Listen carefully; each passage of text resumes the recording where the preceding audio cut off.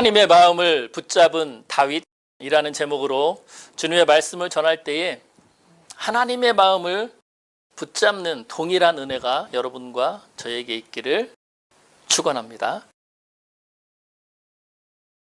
여러분은 무엇이, 여러분의 갖고 있는 무엇이 하나님의 마음을 붙잡을 수 있을 것이라고 생각하십니까? 너무 막연하시면, 자, 오늘 본문에 하나님께서 이야기하셨던, 하나님께서는 과연 다윗의 어떤 면을 보고, 야, 그 사람은, 다윗은 나의 마음에 딱 맞는 사람이야 라고 이야기를 하셨을까? 어떻게 해서 하나님께서는 왜 다윗에게 그렇게 꽂히셨을까? 하나님의 마음에 다윗이 확 들어온 거예요. 그래서 하나님께서 이런 말씀을 하셨어요. 야, 다윗은 나의 마음에 꼭 맞는 사람이야. 하나님께서는 우리 사람과 다르게 시간을 초월하시는 분이세요. 그래서 어떤 사람을 볼 때에 그 사람의 한평생 끝까지도 다 보시는 분이 바로 하나님이세요. 사무엘하 12장 25절에 보면 솔로몬이 태어나자마자 하나님께서 여디디야라는 이름을 붙여주셨습니다. 그 뜻은 내가 정말 사랑하는 사람이다. 솔로몬의 한평생을 보니까 지금 막 태어난 애를 보고 하나님께서 사랑할 수밖에 없는 사람이다. 이렇게 이름도 지어주셨어요. 그리고 누가복음 1장 17절에 보면 침례 요한이 태어났는데, 태어나기도 전에 하나님께서 천사를 통해서 사가랴에게, 침례 요한의 아빠에게 이야기를 하십니다. 아들을 낳을 건데 엘리야의 심령과 능력을 가지고 있는 아이일 것이고, 그가 주님보다 먼저 와가지고 주를 위해서 세운 백성들을 준비시킬 거다. 한평생은 막 다 알고 있는 거예요. 자, 그러면 우리가 이렇게 생각을 해봅시다. 하나님께서 다윗을 만나니까 내 마음에 꼭 맞는 사람이다. 그러면 아마 하나님께서 다윗에게 그런 말을 했을 때는 다윗의 현재뿐만이 아니라 미래까지도 다 포함을 했던 말일 가능성이 있어요. 자, 그러면 과연 다윗의 어떤 것이 하나님의 마음에 그렇게 꼭 들었을까? 다윗 하면 가장 먼저 떠오르는 게 무엇입니까? 바로 골리앗 이야기가 가장 먼저 떠오를 것입니다. 사무엘상 17장에 보면 골리앗과 관련된 이야기가 나오는데, 다윗이 하나님의 이름으로 나아가서 이스라엘을 괴롭혔던 블레셋, 그리고 그 중에 한 장수인 골리앗을 무찔렀다는 이야기가 등장을 합니다. 조금 더 확대 해석을 하면 하나님의 자녀들을 괴롭혔던 이 악의 무리를 막 확 무찔렀다 이거예요.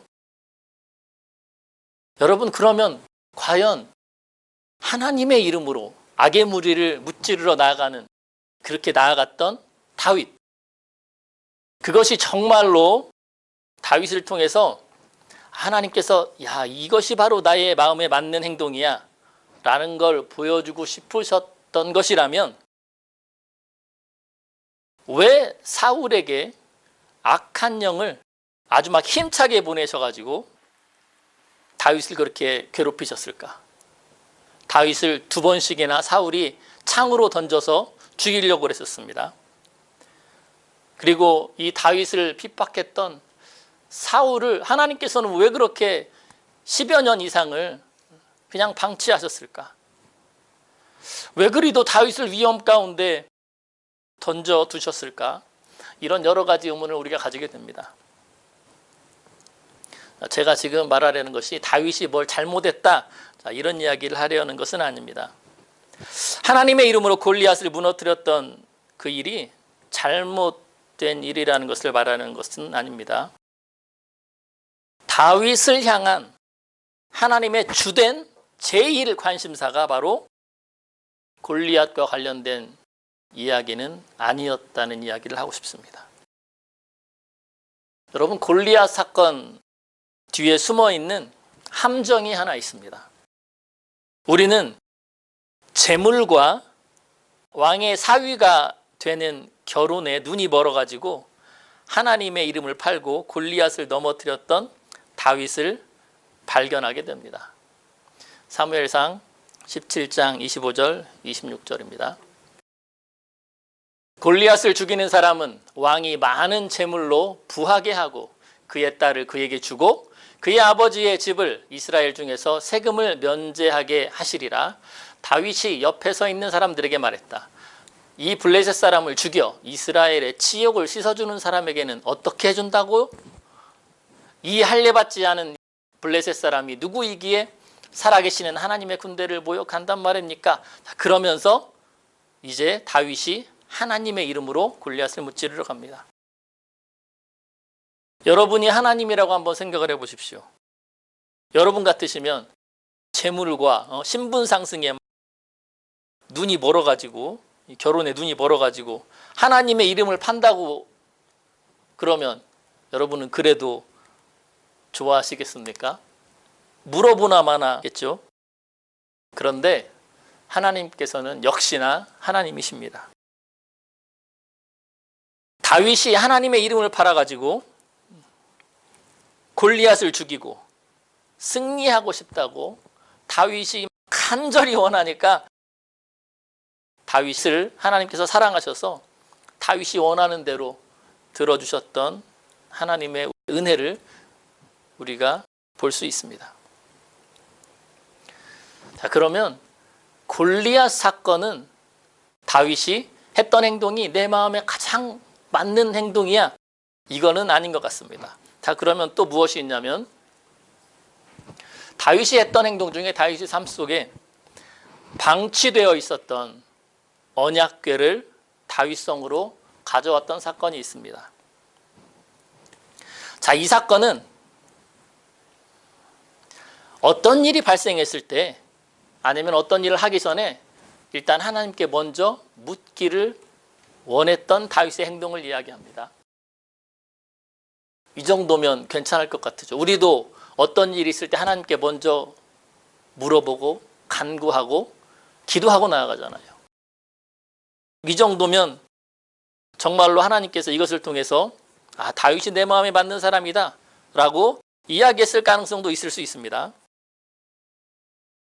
과연 이것을 통해서 하나님께서 나의 가장 마음에 맞는 행동이 이것일 수 있어. 나에게 먼저 물어보는 것. 만약에 그랬다면 왜 하나님께서는 다윗의 명령으로 언약궤를 가져오라고 했었던 제사장 우시야를 죽이셨을까? 잘 끌고 오던 수레를 하나님께서 그 꼴을 못 보셔가지고 소들을 격동시켜가지고 소들이 날뛰게 만들었습니다. 하여간 여차저차해서 다윗성으로 잘 가져왔는데 문제가 발생합니다. 그동안 정말 좋았던 부부관계, 헤어졌다가 다시 만났던 첫 번째 아내 미갈이라는 아내와 이 언약궤를 가져오는 사건을 통해서 부부관계가 완전히 어긋나게 되는 계기가 됩니다. 이 다윗이 하나님의 언약궤가 다윗성으로 들어올 때에 얼마나 기뻤던지 이 중동은 그냥 그 천 긴 쪼가리를 몸에 이렇게 퉁퉁 이렇게 감는데 너무 기뻐가지고 춤을 추다가 이게 천이 확 홀라당 벗겨졌어요. 그걸 보고 아내가 키득키득 웃었는데 어떻게 그 이야기가 다윗 왕에게까지 들어갔는지 그 뒤로 부부관계가 어긋나 버리는 사건이 발생을 합니다. 여러분, 이 방치됐던 언약궤는 엘리의 두 아들들이 제사장으로 있을 때 뺏겼습니다. 그 뒤로 다시 돌아와가지고 한 20년 동안 방치되어 있다가 기럇 여아림에 그리고 사무엘 때에도 방치되어 있었어요. 사울이 다스렸던 통치했던 40년 동안에도 그냥 방치되어 있던 거예요.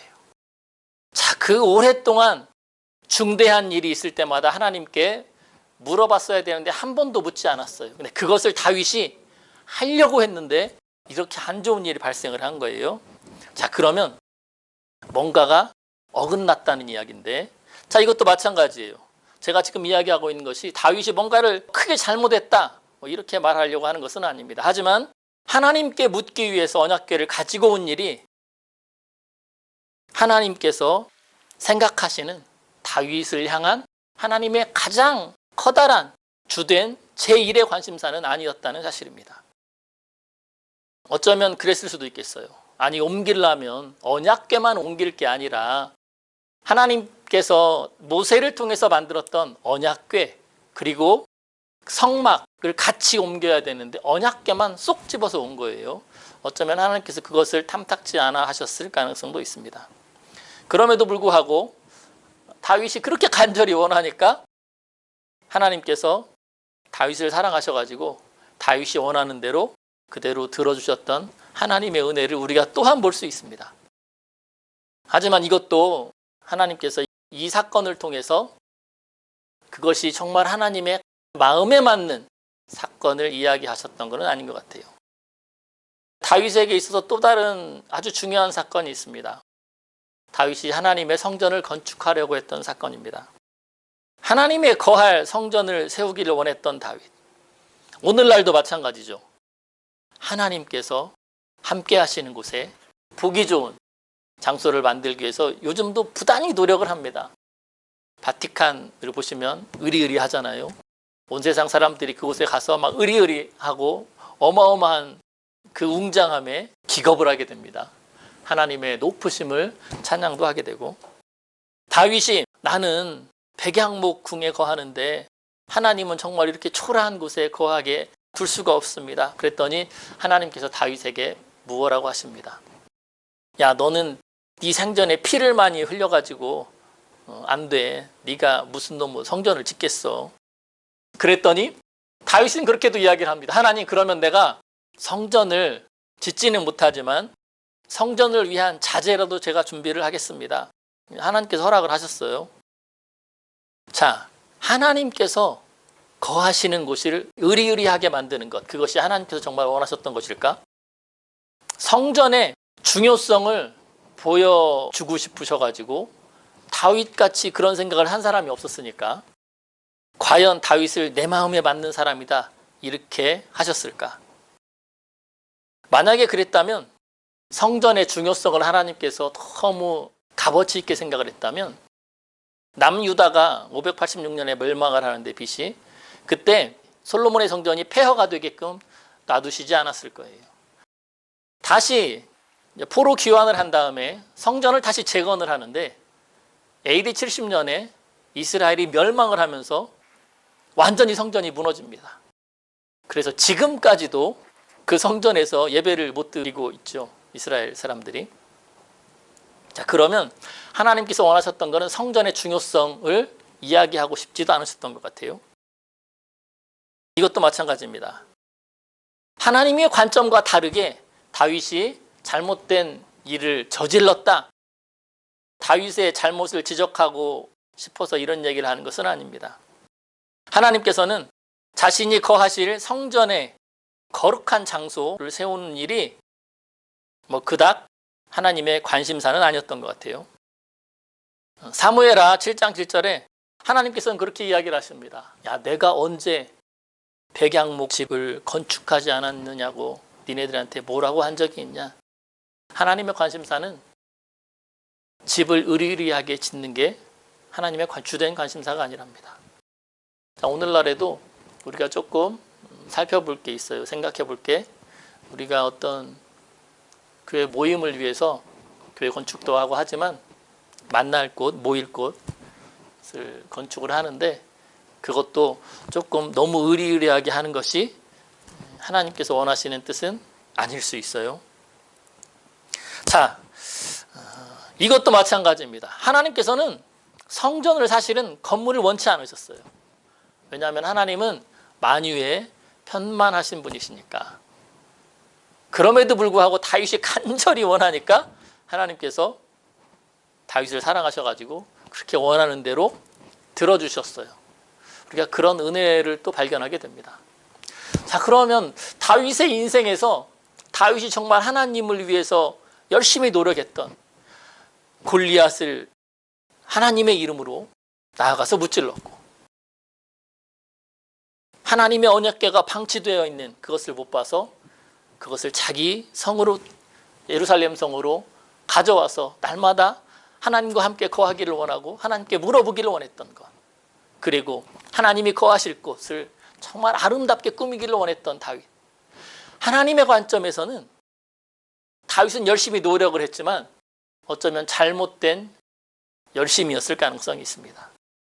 자, 그러면 도대체 하나님께서는 다윗의 무엇을 보시고 내 마음에 맞는 사람이라고 이야기를 하셨을까? 여러분, 하나님께서는 시간을 초월해 계시기 때문에 다윗을 보셨던 순간 이미 그때 그 미래까지도 다 알고 계셨다는 사실을 우리가 이미 이야기를 했는데, 다윗을 만나니 내 마음에 맞는 사람이다. 자, 이런 표현은 당연히 미래의 삶까지 다 포함해서 그 중에서 어떤 사건을 이야기하는 것일 수 있는데, 그럼에도 불구하고 우리가 하나님께서 다윗을 만났던 그 순간의 다윗의 상태를 살펴보는 것도 중요할 수 있습니다. 왜냐하면 하나님께서 사울을 왕으로 택하셨는데 그때에 했던 이야기가 있습니다. 사무엘상 15장 17절에 사무엘이 사울에게 이야기를 합니다. 왕이시여, 사울 왕이시여. 왕이 스스로 작게 여길 그때에 하나님께서 이스라엘 지파의 머리로 세우지 않으셨습니까? 그런데 사울이 변했습니다.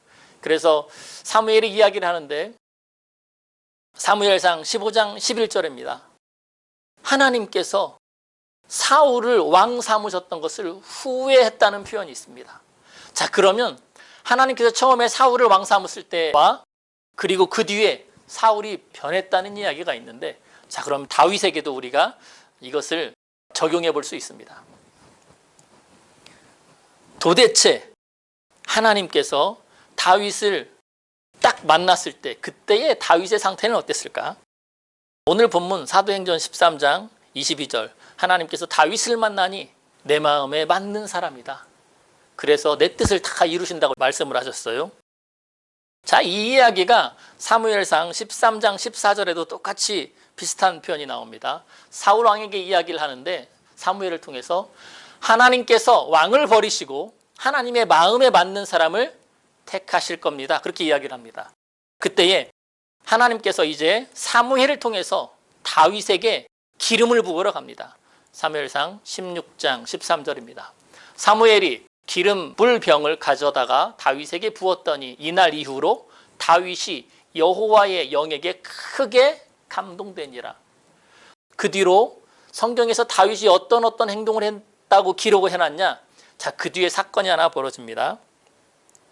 하나님께서 사울 왕에게 악한 영을 보내셔가지고 사울이 번민하게 만들었는데 그때에 한 신하가 이야기를 합니다. 사울 왕이시여, 수금을 잘 타는 사람을 하나 데려다가 수금 소리를 들으면 그 마음에 평정을 얻으실 수 있습니다. 자, 그때에 신하 한 사람이 사울 왕에게 이야기를 합니다. 사무엘상 16장 18절입니다. 내가 베들레헴 사람 이새의 아들을 본즉 수금을 잘 탈 줄 알고 용기와 무용과 구변이 있는 준수한 자라. 여호와께서 그와 함께 계시더이다. 자, 보십시다. 다윗이 무엇을 잘했던 사람입니까? 악기를 잘 탔던 사람입니다. 그냥 단순히 악기만 잘 탔느냐? 그렇지 않습니다. 이 땅에는 악기를 잘 다루는 사람들이 많습니다. 그런데 그들과 하나님께서 함께 하시느냐? 다 그렇지는 않습니다. 하나님께서 다윗과 함께 했는데 다윗이 악기를 연주할 때 누구를 위해서?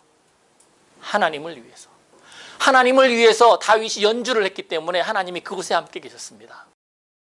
하나님께서 다윗을 기름을 부으셨는데 왕으로 무엇을 보고 기름을 부으셨겠어요?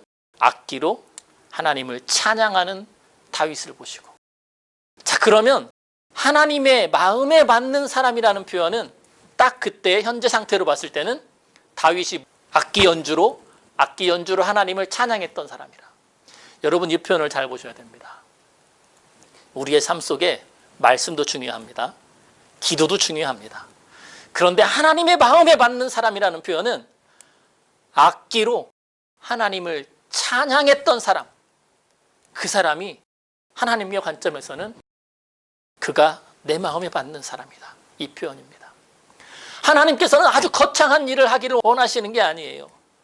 아주 막 의리의리한 골리앗과 하나님의 이름으로 나가서 싸우기를 원하시는 것도 아니에요.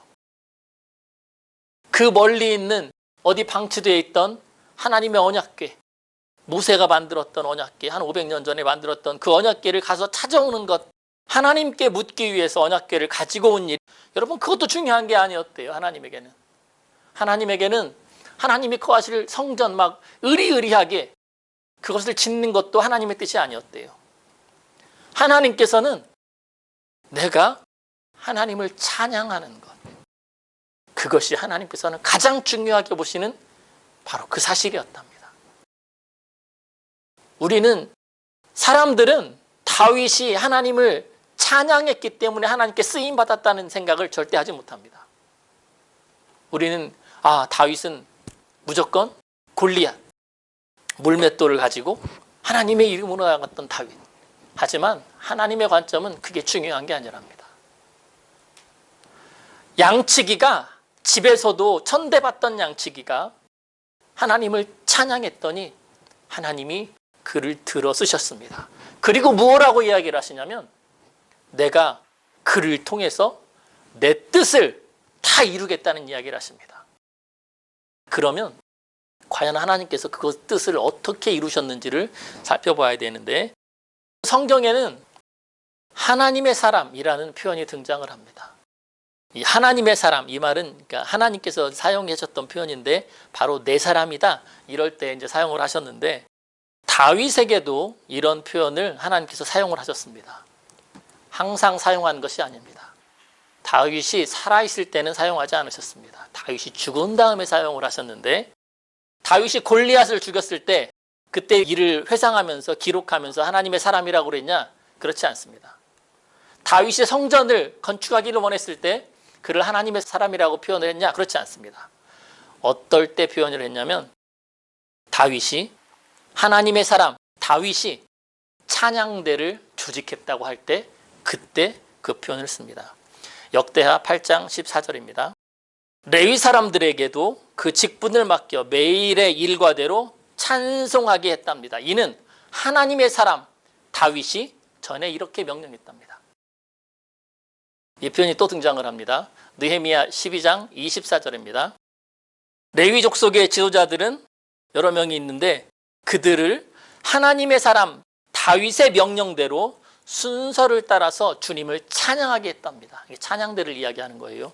국가적인 찬양대를 만들었는데 24 반차를 나눠가지고 날마다 찬양이 하나님 앞에 끊이지 않게 찬양대를 조직했답니다. 그러니까 찬양대 24개를 조직을 하신 거예요. 이 다윗이. 꼭 하나님의 사람이라는 표현을 쓸 때는 찬양대를 조직했다. 그러니까 하나님께서 자기 뜻을 이룬 것이 무엇이냐면 하나님은 온 국가가 하나님을 찬양하기를 원했답니다. 찬양이 정말 하나님 앞에 가장 중요한 것 같아요. 그리고 하나님의 사람이라는 표현 쓸 때가 또 있습니다. 이것이 느헤미야 12장 36절에 등장을 합니다. 하나님의 사람 다윗의 악기를 잡았다는 표현이 있습니다. 자, 이 표현이 무슨 말이냐면 다윗은 찬양대를 조직한 것뿐만이 아니라 다윗은 하나님을 찬양하기 위한 악기도 만들었습니다. 그러니까 완전히 전문가가 된 거예요. 우리는 다윗의 한평생을 생각하면서 어떤 것들을 생각하냐면 다윗이 그 양치기 목동 집에서도 천대받던 애가 자수성가해가지고 골리앗도 무너뜨리고 왕의 사위도 돼가지고 이제 왕의 권력을 향해서 한 걸음 한 걸음 나아갔던, 하지만 우여곡절도 있고 어려움도 너무 있었는데 그 모든 온갖 시련을 다 겪고 하나님의 도움으로 드디어 왕이 돼가지고 나라를 잘 다스렸고 잘 먹고 잘 살고 자식들도 그 왕위를 물려줬다. 자, 이렇게 아주 좋은 스토리로 알고 있지만 하나님의 관심은 그것이 중요한 게 아니랍니다. 하나님의 관심사는 다윗이 어떤 게 하나님의 마음에 맞았느냐? 그가 나를 찬양했던 사람이랍니다. 그 양치기를 보고 하나님께서 그를 들어 쓰셨습니다. 그리고 그를 통해서 하나님의 뜻을 이뤘는데, 하나님의 뜻이 무엇이었냐면 하나님을 찬양하는 조직들을 편성하는 것, 찬행단을 만들고, 그리고 하나님을 찬양하는 도구를 개발했던 다윗, 그에게 하나님의 사람이라는 칭호를 붙여주시고, 하나님께서 보실 때는 그것이 바로 하나님의 뜻이었답니다. 우리의 삶 속에 우리는 거창한 일들을 하기를 원하지만 하나님은 그게 아니시랍니다. 하나님께서는 하나님을 찬양하는 사람을 들어 쓰기를 원하시고, 그 사람들을 통해서 하나님은 자기의 뜻을 펼치시기를 원하신답니다. 자, 이제 정리를 한번 해보십시다. 여러분, 다윗이 하나님의 마음을 붙잡았던 방법이 바로 무엇이었어요? 악기로 하나님을 찬양했다는 것입니다. 혼자만이 아니라 하나님을 찬양할 수 있는 찬양대를 조직하고, 그리고 더 나아가서는 하나님을 찬양할 수 있는 악기를 만들었던 것, 그것이 바로 하나님의 뜻이랍니다. 여러분들에게 한번 묻고 싶은 게 있습니다. 여러분들은 하나님을 찬양하기 위해서 악기를 열심히 연주하고 계십니까? 실력을 향상하고. 오늘 성경 본문은 그렇지만 여러분, 찬양이라는 것이 꼭 악기만을 가지고 찬양하는 것은 아닙니다. 성경에 등장했던 찬양대원들이 모두가 다 악기를 잡았던 것은 아닙니다. 그들은 하나님 자기들의 목소리로 찬양을 하기도 했고, 여러분, 이렇게 하면 또 낙담하시는 분들이 있어요. 나는 음치라서 찬양을 잘 못해. 여러분, 걱정하지 마십시오. 찬양이라는 것은 우리가 말로도 할 수 있습니다. 하나님을 높여드리는 것, 그것이 바로 하나님을 찬양하는 것일 수 있습니다. 내가 전문가가 아니더라도 낙담하실 필요가 없는 것은 성경에 보면 전문가들이 많이 등장을 합니다. 창세기 4장 21절에서는 가인의 자손이었던 유발이 수금과 퉁소를 잡는 모든 자의 조상이 되었다고 성경은 기록합니다. 다시 말해서 현악기와 관악기를 개발했던 최초의 사람이었답니다. 전문가죠. 하지만 그는 하나님의 자손이 아니었습니다. 그에게 하나님의 사람이라는 칭호도 붙이지 않으셨습니다. 여러분, 아모스서 6장 5절에 보면 우상을 숭배했던 이스라엘의 지도자들에 대한 이야기가 나옵니다. 그들도 마치 다윗이나 된 듯이 그들이 악기도 개발을 하고, 그리고 즉석에서 노래도 지어냈답니다. 그들이 하나님을 몰랐던 사람이 아닙니다. 그들도 마치 하나님을 찬양한다고 하면서 그렇게 했을 거예요. 하지만 하나님께서는 그것을 싫어하셨고 아모스 선지자를 통해서 아주 저주를 퍼부었습니다. 회개하라고. 우리가 겉으로만 하는 찬양이 중요한 것은 아닙니다. 찬양이란 것은 내가 정말 진정으로 하나님을 높이고 있느냐, 하나님은 그것을 알고 계신답니다. 다윗은 악기의 찬양으로 하나님의 마음을 사로잡았지만 사람의 중심을 보시는 하나님께서는 우리 각자가 처해진 환경 속에서 어떤 사람은 목소리로 주님을 높이기도 하고, 어떤 사람은 말로써 주님을 드높이기도 한답니다. 그렇게 행동을 하셔서 주님 마음을 확 휘어잡으시는 여러분과 제가 되기를 주님의 이름으로 축원합니다. 기도하십시다.